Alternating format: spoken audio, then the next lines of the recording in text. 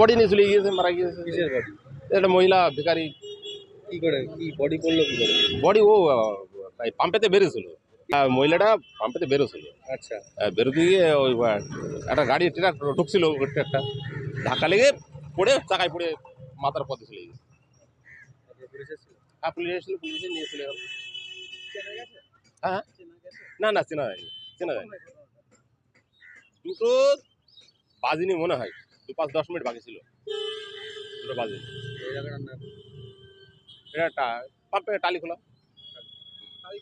হ্যাঁ, টালি।